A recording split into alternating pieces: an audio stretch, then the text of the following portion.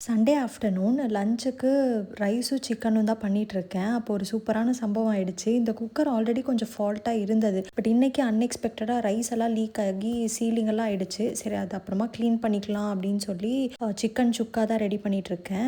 இருந்த கொஞ்சம் ரைஸை வச்சு கர்ட் ரைஸும் பண்ணி லஞ்சும் சாப்பிட்டு முடிச்சாச்சு. அதுக்கப்புறம் ஹஸ்பண்ட் வந்து க்ளீனிங்க்கு ஹெல்ப் பண்ணிட்டு இருந்தாங்க. பாப்பா ஆஸ் யூஷுவல் கொஞ்சம் டிஸ்டர்ப் பண்ணிட்டே இருந்தாங்க.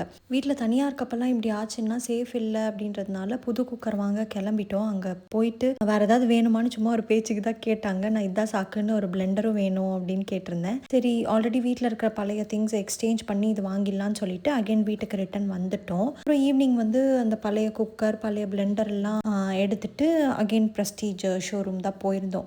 அங்கே அந்த 2 லிட்டர் குக்கரை எக்ஸ்சேஞ்ச் பண்ணி ஒரு 3 லிட்டர் குக்கர், ஒரு பிளெண்டர் அண்ட் ஒரு ட்ரைப்ளை வாங்கியாச்சு. சரி, சாட்டையெல்லாம் பண்ணுறதுக்கு நல்லாயிருக்கும் அப்படின்னு. ஸோ எக்ஸ்சேஞ்ச் பண்ணதுனால டோட்டல் ப்ரைஸிங்லேருந்து எங்களுக்கு எல்லாமே சேர்த்து ஒரு 25% ஆஃபர் கிடச்சது. எப்படி புது ட்ரெஸ் எல்லாம் வாங்கினா உடனே வீட்டுக்கு வந்து போட்டு பார்க்கணுன்னு தோணுமோ, இந்த புது ட்ரைப்ளை வாங்கின உடனே அதில் குக் பண்ணணுன்னு தோணுச்சு. சரி, அப்போவே ஒரு ஆம்லெட்டும் போட்டு சாப்பிட்டாச்சு. ஸோ இந்த வீடியோ பிடிச்சா மறக்காமல் ஃபாலோ பண்ணிக்கோங்க. பாய்.